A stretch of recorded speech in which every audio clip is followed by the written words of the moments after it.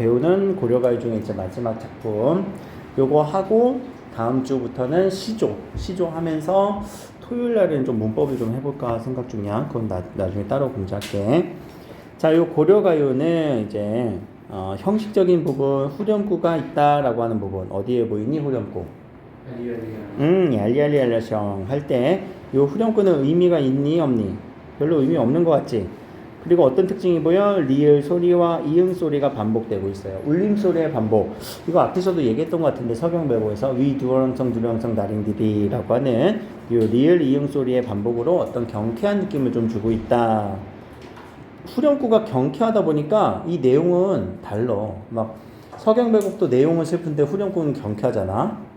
이 느낌을 내가 비유가 적절한지 모르겠지만 여러분들 요새 막 SG 원업이 이렇게 나오고 있는 거 알지? 다시 이렇게 뜨는 거. 뭐 바라만 보다라는 노래도 보면 리듬은 되게 흥겹지 않니? 따라라라라라라. 그 SG 원업이 노래 처음 나왔을 때도 되게 미디엄 템포라고 해서 노래는 흥겹거든? 가사는 어땠는지 알아? 엄청 슬퍼. 그런 느낌이야. 그런 느낌하고 매치가 된단 말이야. 그러니까 뭔가 리듬적인 느낌과 가사적인 느낌이 서로 따로 노는 느낌. 그게 요 고려가에서 리을 이응 소리가 나올 때 그런 느낌이랑 좀 비슷한 것 같더라고. 이해를 돕기 위해서 얘기한 거예요. 꼭 그렇다는 건 아니고. 자, 청산별곡 한번 갑시다. 그럼 얘는 리듬감이 아주 흥겨운 리듬감이네. 내용은 어떨까? 한번 보러 들어가야지. 내용이 진짜 슬픈지 안 슬픈지. 사러리 랐다 청산해. 사러리 랐다 형식적으로 잠깐 봅시다. 사러리 랐다 3 2조의 3음보의 율격이네요. 여전히 3음보의 율격을 갖고 있고요. 혹시 이거 기억나니? A 구조. 사러리 랐다 청산해. 사러리 랐다 BA 구조의 율격도 보이고 있네요. 여기까지가 청산에 사러리다. 청산에 살고 싶은 마음을 얘기하고 있지. 살고 싶다, 아우 살겠노라, 청산에 살겠노라. 그럼 청산이라고 하는 거는 이 사람이 어떤 이상향으로서 지향하는 곳이죠. 청산에 살고 싶어요. 아직까지 뭐 슬픈 노래는 아니네. 자, 머루 달에 이거 한번 찾아볼게요. 여러분들 보면 알아. 머루 달에 뭔지. 머루 달에 이렇게 생겼어요. 이미지 보면 알아요. 포도처럼 생겼어. 이렇게 머루가 산에서 나는 그 포도 생각하면 돼요. 달에는 키위랑 비슷해서 얘네들 이렇게 따서 먹으면 요런 느낌이에요. 안에 바나나처럼 들어있어 갖고 요거 이제 먹으면 되거든. 이거 먹어본 사람 없지? 맛있어요. 달달해. 나는 먹어봤어. 이거는 왜 없을까? 산에 가면 있거든. 선생님이 이제 시골에서 잠깐 살았는데 이거는 세대 차이 아니야. 시골에서 살아서 그래. 내가 잠깐 시골에서 자랐거든. 지역 차이인 것 같아. 지금도 산에 가면 머루랑 다래가 있거든. 여러분들은 도시 사람들이잖아. 자, 그러니까 얘네들은 산에 있어서 아주 거창한 음식이 아니지 소박한 음식이에요. 소박한 음식들 먹으면서 나 살겠다고. 청산 가서 막 잘 살겠다라는 것도 아니고 그냥 나 청산이란 곳 가서 그냥 소박하게 살고 싶어. 그래서 어떤 청산에 대한 동경을 얘기하고 있죠. 동경이라고 하는 거는 바라다라는 의미예요.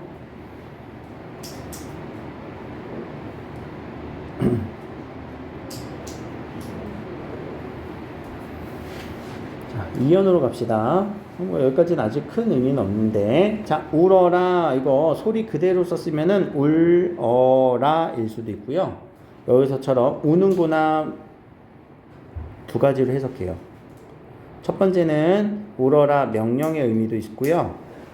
두 번째는 우는구나 감탄의 의미도 있어요. 영탄의 의미도 있어요. 근데 여기서는 이제 영탄의 의미로 해석했죠. 우는구나 새요. 새가 지금 울고 있나 봐요. 자고 일어나서 또 우는구나 새요. 지금 새는 울고 있네요. 널 나와 너보다 이거 비교부사격이에요. 너보다 시름 근심걱정 시름이죠. 한이라는 단어 우리 했어. 앞에서 무쇠로 한소를 지어다가 할 때 그 한은 무슨 의미라고 했지? 무쇠로 한소를 지어다가 정석가에서 큰 소라고 얘기를 했지. 큰 또는 크다. 너보다 씨름이 큰, 여기서는 많은이라고 해석하는데 씨름이 큰 나도 자고 일어나서 운다. 자, 그러면 지금 이 새와 화자는 어떤 상황이에요? 둘 다 같이 울고 있는 상황, 동병상련의 상황이죠.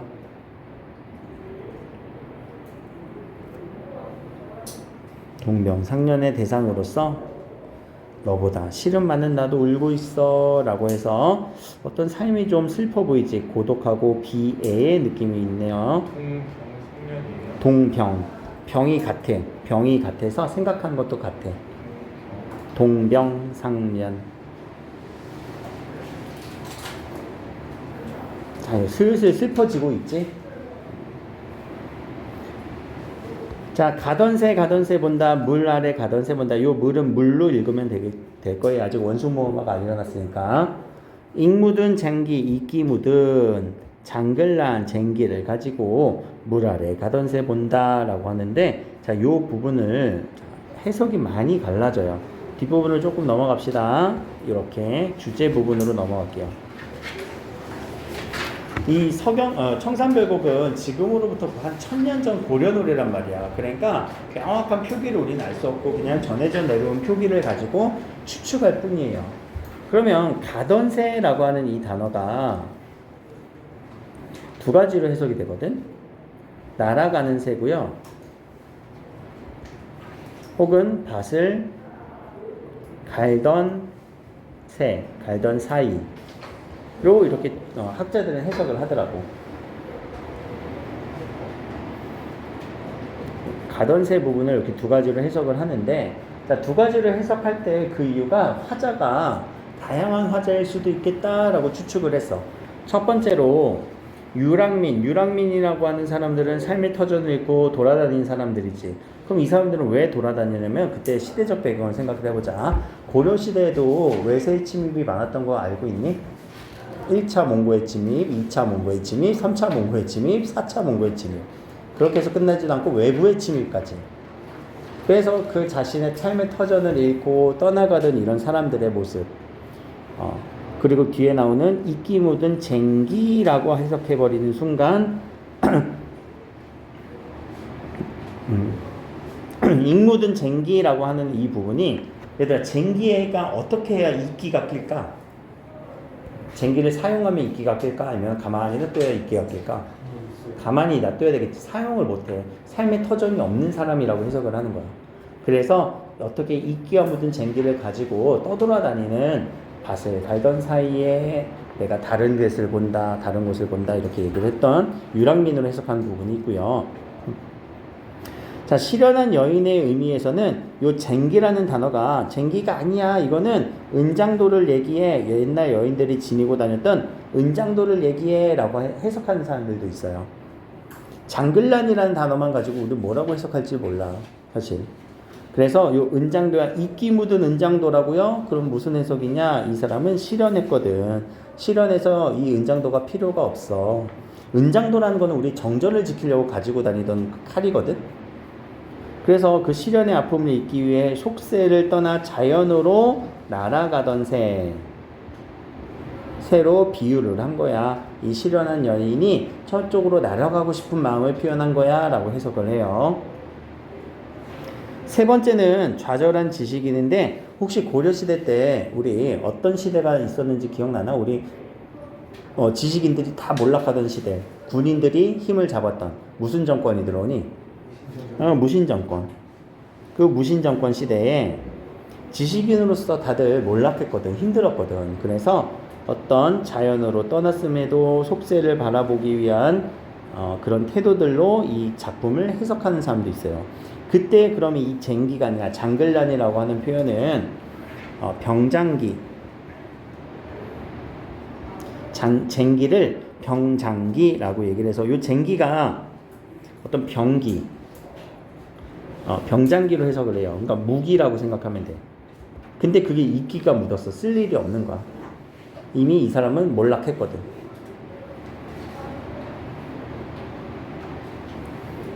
그렇게 해석되는 부분들이 있어요. 이거는 누구의 해석이 맞는지는 몰라.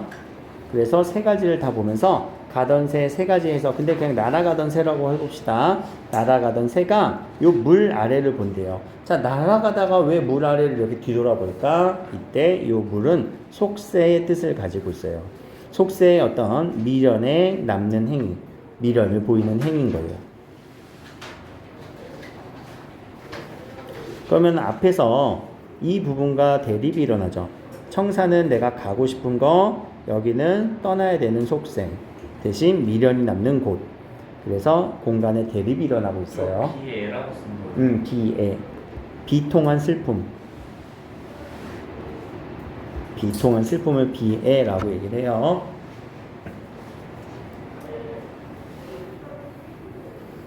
근데 여전히 화자는 뭘로 해석하든 이 사람의 상황은 별로 좋지 않지. 그래서 1년에 나오는 이 청산을 꼭 내가 가고 싶은 지향점, 이상향이라는 해석도 맞지만 도피처라고 해석하는 경우도 있어. 도망가야 되는 거야. 어디론가 피하고 싶은 그런 장소로 해석하는 경우도 있어요. 뭐 비슷한 의미긴 하지만. 자, 사연 갑시다. 이런 공 저런 공 하야 이럭저럭 해서 낮이란 낮이란 지내다 지내왔는데, 자, 이럭저럭 해서 낮은 내가 지내왔어요. 오리도 가리도, 이건 소리나는 대로 썼네. 한번 형태 밝혀서 적어볼까? 올이도 갈이도, 올 사람도 갈 사람도 없는 밤이란 또 어찌하리라. 아이고, 내가 낮은 그럭저럭 외로워도 지냈는데 밤이 되니까 어때? 올 사람도 없고 갈 사람도 없지. 어떤 감정이 좀 부각되고 있니? 쓸쓸함. 그쵸? 밤에 쓸쓸함. 조금 어려운 단어로 고독. 어떤 삶의 고독을 얘기하고 있죠. 그래서 청산에 가고 싶다라는 얘기야. 지향점으로 가고 싶다는 거야. 이상향으로 가고 싶다는 얘기예요. 자, 여기까지가 사연까지 얘기를 했어요. 자, 사연 다음에 잠깐 5연 건너뛰고 6연으로 잠깐 갈게요. 자, 6연으로 갔는데 구조가 비슷하다. 누구랑 비슷하니? 한번 봐봐. 살얼이 났다. 바다에 살얼이 났다. 오케이, 1연하고 대응이 되죠. 자, 나무작이 굴조개. 그럼 여기도 대응이 되겠네. 달래와 머루와 달래로 대응되는 소박한 음식. 구조개는 굴과 조개예요. 바다 가면 얼마나 많어, 굴과 조개가. 그냥 흔한 음식들이잖아. 그런 거 먹으면서 바다에 살얼이 났다. 근데 지금 6연부터 얘기를 했잖아요. 1년부터 2연, 3년, 4연을 우리는 청산 노래라고 얘기를 하고, 6연, 5연, 7연, 8연을 바다 노래라고 하면 완벽한 대응이 일어나서 그래. 얘가 5연부터 지금 쓰였지만, 아니, 학자들이 6연부터 나왔을 것 같아. 그래야지 이게 대응이 일어나거든.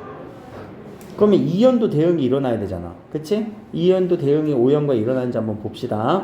자, 2연 얘기 무슨 얘기 했지? 울어, 아우 슬퍼, 나 계속 슬퍼 라는 얘기가 2연에서 나왔었죠? 삶의 비애를 얘기했죠? 5연에 가봅시다.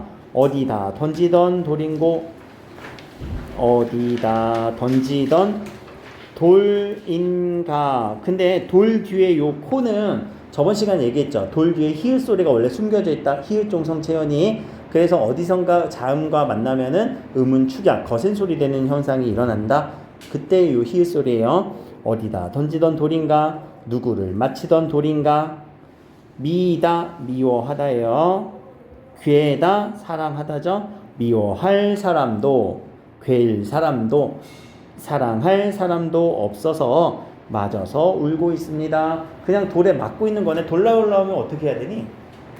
피해야 되지 않아? 피하지도 못하는 돌이야. 피하지도 못하는 돌을 우리는 비유적으로 쓰여서 운명이에요. 자, 그것을 그냥 맞고 있어요. 태도는 운명에 대한 체념적 태도가 보이고 있죠. 자, 이런 운명에 대한 체념적 태도, 5연의 내용이 2연의 내용과 대응되니 여기도 아주 삶의 비애에 대해서 얘기를 했잖아. 삶의 운명에 대한 비애, 삶의 운명에 대한 어떤 체념, 똑같은 대응이 일어나고 있죠. 슬픈 느낌들이. 그래서 2연과 5연을 대응시킬 수 있다라는 거예요.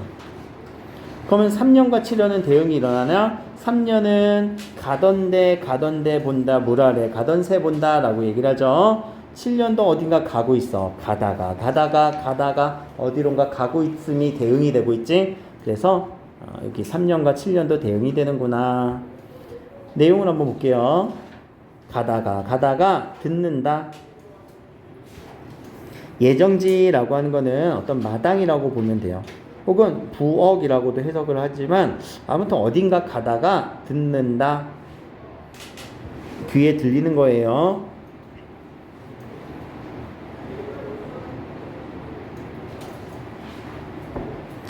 그러니까 요 외딴 부엌, 마당이라고 하는 곳은 뭔가 속세를 떠나서 외딴 곳으로 간다는 얘기예요.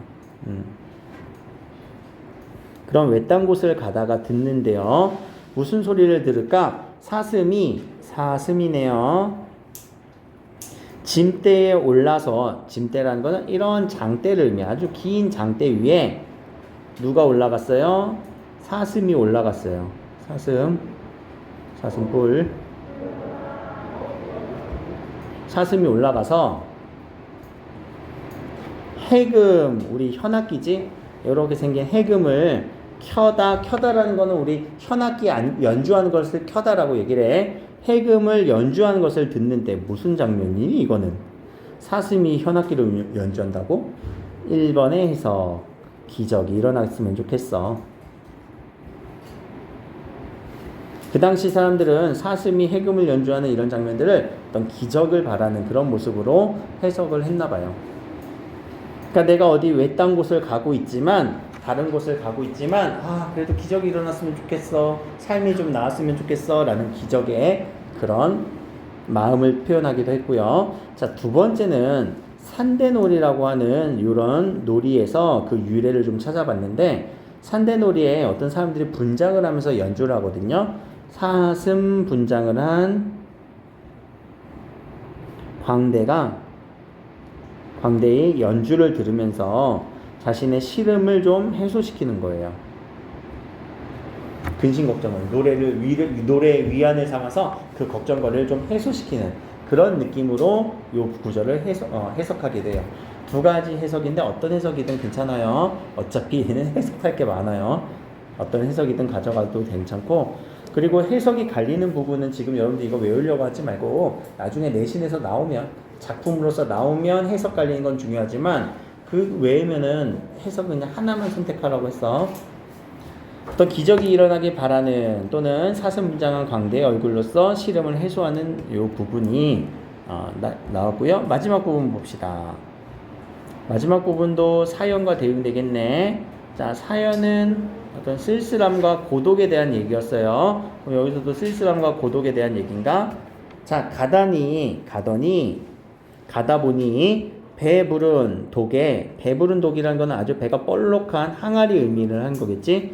거기에다가 설진 강수라고 할 때 이 강수는 술이에요. 아주 진한 술. 설지다라는 거는 진한 술을 빚어라. 옛날 사람들은 술을 집에서 담가서 빚어서 먹었지. 다 이렇게 지금처럼 뭐 소주다 맥주다 이런 화학주가 아니라 집에서 발효시켜서 먹었단 말이야. 그렇게 발효시킬 때 요 조롱꽃 누룩이라고 하는 요 애가 필요해. 발효시킬 때 이런 곰팡이들이 필요하단 말이야. 그런 조롱박꽃 같은 누룩이 매워서 잡다라는 거는 술이 나를 붙잡으니 내 어찌하리꼬 술에 의지한다는 느낌이지. 내가 너무 힘들어 고독해. 그래서 나는 이 독한 술로 뭔가를 해소시키고 싶은 이런 마음을 드러난 거예요. 이런 고독 혹은 힘든 마음을 술로 해소시켜주고 싶은 이 마음을 마지막 연에서 얘기를 했어요. 결국 청산과 바다는 너무 좋아서 가는 게 아니라 삶을 좀 힘드니까 좀 피하려고 하는 도피처의 의미도 형성이 될 수 있겠네요. 자, 뒤로 가서 이 청산과 바다 그리고 물 아래라고 하는 공간적 대립이 일어났다라는 걸 정리해 주시고, 자, 식구가 이렇게 화자가 3명으로 설정되는 순간 해석이 다 다양할 수 있죠. 가던 새는 유랑민 입장에서 밭을 갈던 새라고 해석할 수 있고, 시련한 여인이나 좌절한 지식인은 날아가는 새. 이렇게 해석을 할 수 있을 거예요. 익묻은 장글란, 이끼 묻은 쟁기로 해석하는 사람도 있고요. 아니야, 그건 실현한 여인의 은장도를 얘기해. 아니, 좌절한 지식인의 어떤 병장기, 병기를 의미해. 제가 장기라 쓴 거예요? 쟁기라 쓴 거예요? 어디 위에? 이끼 묻은. 쟁기겠지. 유랑민이 밭을 갈 데가 없으니까. 뭐라고 해석할지는 모르겠어. 여러분들이 더 적합한 해석을 한번 찾아봐. 자, 사슴 얘기는 두 가지로 해석했죠. 광대가 장대에 올라가서 연주하는 것을 듣는 거야. 아니야, 불가능한 일, 기적이 일어났으면 좋을 것 같아. 왜? 우리가 지금 어디론가 현실에서 도피하다가도 갑자기 로또 1등이 돼봐. 인생 역전이지. 기적이 일어났으면 좋은 그런 감정을 똑같이 얘기를 했을 거란 말이야. 근데 여기서 보면은 아니 해석이 불분명한 거를 왜 우리한테 줄까, 이런 작품들을. 좀 완벽한 걸 줘야 되지 않아? 그런 생각 안 해보니? 왜 자꾸만 이렇게 해석이 갈리는 걸 줘갖고 힘들게 해?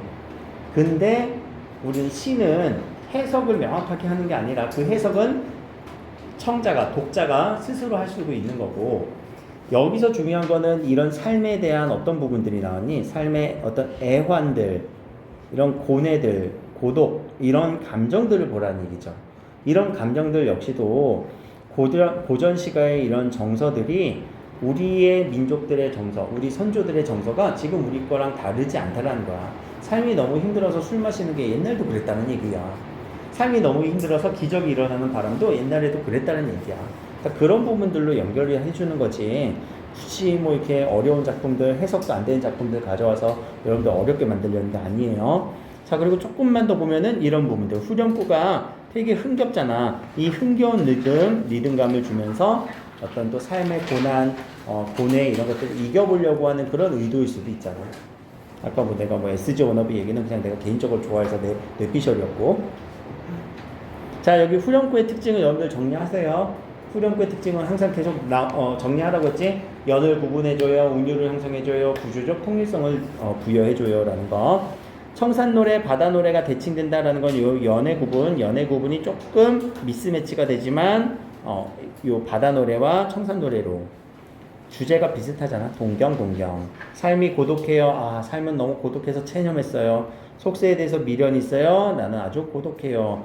고독과 비애를 얘기해요. 고독을 이렇게 술로 해소하고 싶어요 라는 정도로 서로 좀 대칭되는 느낌이다 라고 얘기를 해요. 보통 이렇게 해석하는 게 더 맞다라고 보더라고. 여기까지 청산별곡에 대한 노래였고요. 자, 이 문제를 좀 드릴 테니까 다음 시간까지 좀 풀어오세요.